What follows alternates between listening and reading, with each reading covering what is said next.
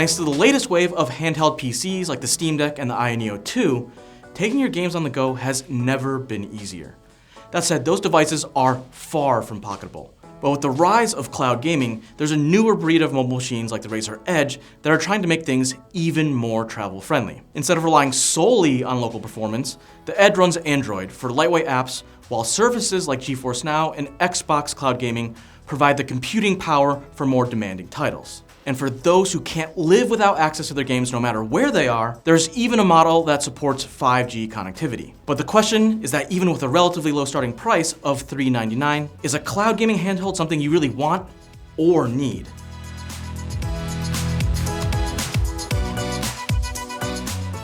Unlike Logitech's rival game streaming handheld, the G Cloud, the Razer Edge is based on a two-part design. There's the Edge itself, which is a somewhat plain matte black slab that houses a 6.8-inch 144Hz OLED display, and that combines with an included detachable controller. You'll notice that the Edge's gamepad looks a lot like the Kishi V2, and that's because it's basically the same thing with a couple of tweaks. Technically, the controller that comes with the Edge is called the Kishi V2 Pro, and it features an identical arrangement of buttons, triggers, and joysticks. The two additional features are some added haptics and a 3.5mm audio jack, which is important because the only port on the Edge is a USB-C connector. That said, you do get a micro SD card tray, which is a very welcome inclusion in a world where expandable storage is becoming a rarity.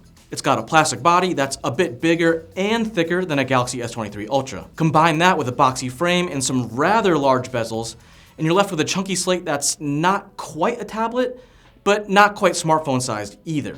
You also get stereo speakers on each side of the device, along with a handful of vents in the back for the Edge's internal fans. The other departure compared to a standard handset is that to better support people who want to live stream from the device while they're gaming, there's also a 5-megapixel front-facing camera mounted on the long side of the Edge. That said, I wish Razer had included some kind of fingerprint sensor, because without support for face unlock, being forced to enter a PIN, swipe, or password all the time definitely gets a bit tedious. I mean, just look at it. If this thing had an in-screen fingerprint sensor, it would be so easy to move your finger away from the right joystick real quick to unlock it. So how about it, Razer? Something to consider for the Edge 2, maybe?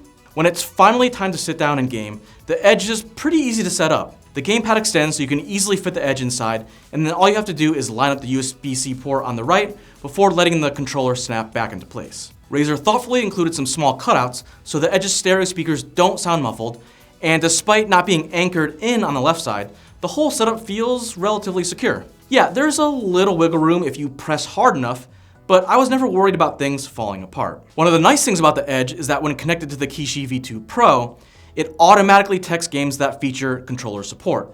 So in titles like Diablo Immortal or Streets of Rage 4, you can just jump right into the action. But perhaps more importantly, thanks to a recent update to the Nexus app, the Kishi V2 Pro can also remap touchscreen controls to the gamepad's physical buttons and joysticks. This makes playing games like Genshin Impact and others that don't have official controller support much more enjoyable, especially if you're like me and you prefer physical buttons over virtual ones. Now when you launch a game, you'll see a little semicircle icon at the top of the screen. Tap that and you get access to a handy menu that allows you to map physical buttons to their respective virtual controls. It's pretty simple and it only takes a minute or two depending on the game. And when you exit out, it'll even save your virtual layout so you don't have to do it again the next time. However, it's important to mention that this functionality only works when you launch a game via the Nexus launcher, which you can access via its dedicated button on the right or by touching the app. If you tap an icon from the Android home screen or the app tray, the feature won't activate. When it's working, this can make some titles way more accessible, but it's not a cure-all. Not only is the virtual controller feature still in beta, it doesn't do much to address things like menu buttons that don't line up with the game's virtual controls, which is something I experienced when trying out Mega Man X-Dive. That means you'll still need to stretch your fingers over to the screen from time to time. Furthermore, while the virtual controller feature can be very handy, it doesn't do much to enhance traditional mouse and keyboard games. So, while technically you can stream Civ 6 to the Edge from a nearby computer using the Steam Link app, it's still not a great experience. Just look at those pillar boxes. Thankfully, despite its petite dimensions, the Edge's gamepad feels pretty good. Buttons are nice and clicky, while joysticks are tight and responsive. You even get bonus controls on the shoulder for mouse 1 and mouse 2, along with additional buttons for taking screenshots, opening menus, or accessing the general Android settings. Unfortunately, the same can't be said for the Edge's screen, which sports big rounded bezels and an extra wide 20:9 aspect ratio. The lack of additional vertical screen space can make the Edge feel cramped, especially when trying to use its hilariously squat keyboard. I've made way more typos trying to enter text in on the Edge than I do on my phone. And that's really saying something because my daily driver is a Z Fold 4, and the keyboard when you're using that exterior cover screen is tiny. I really wish Razer had included a taller screen in landscape mode, because that would make pretty much every game look and play better. That is, aside from regular touchscreen apps like Marvel Snap, where the sheer width of the Edge makes it feel awkward in portrait mode. Look, I know it's hard to make both landscape and portrait games play well on a mobile device, but the balance just feels off. Now, before we talk about performance, I think it's important to sort out the Edge's specs first,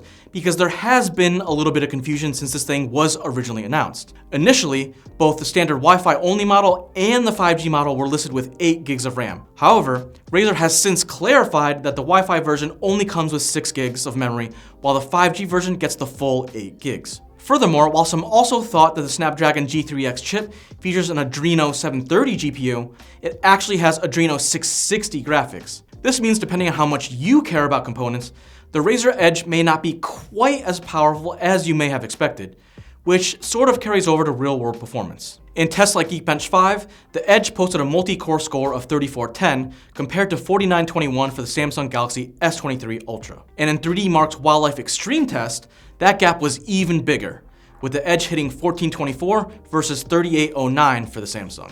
That means you're basically looking at a device with performance similar to a flagship phone from 2022, which isn't bad, but it isn't all that impressive either. Of course, if you're streaming games from the cloud, local performance isn't nearly as important, and the Edge has more than enough horsepower to ensure titles on GeForce Now and Xbox Game Pass Ultimate are smooth and stutter-free. And in Android games like Genshin Impact, I didn't run into any major hiccups either.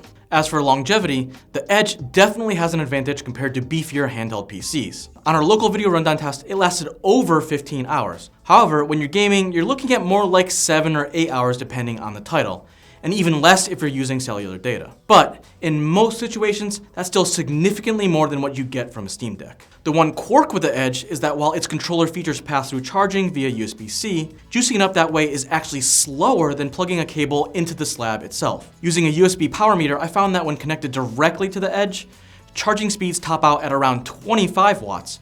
But if you use the pass-through charging on the Kishi V2 Pro, things slow down to around 15 watts. Okay. Now let's get back to my original question.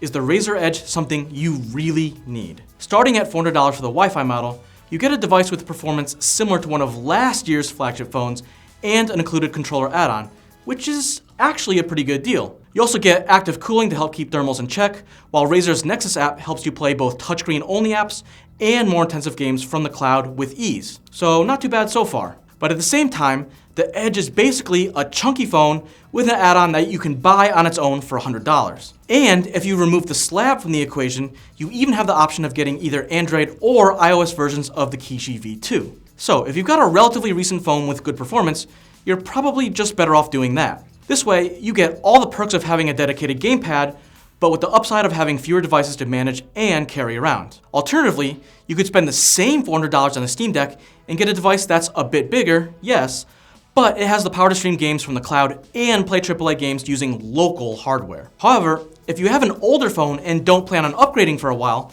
the Razer Edge could be a decent device to hold you over until you do. And if you're the kind of person who's constantly on the go and can really take advantage of a speedy cellular connection, the Edge 5G might be a good fit for you. My concern is that these situations feel a bit niche. Sure, there are other tasks that the Edge can handle pretty well, like emulation, but that's sort of an off-label use. And while the popularity of cloud gaming continues to grow, I'm still not convinced that most people need a dedicated device for apps like GeForce Now or Xbox Game Pass Ultimate. I mean, think about it. One of the best things about cloud gaming is that it works on any modern gadget regardless of specs. So while the Edge is more than a passable first attempt, I think there's a fair bit of room for improvement as devices like this continue to evolve. But what do you think? Is the Razer Edge something you can see yourself buying? Or are you waiting for a second or maybe a third gen device? Let me know in the comments down below. And as always, stay tuned to Engadget for more news, reviews, and hands-ons.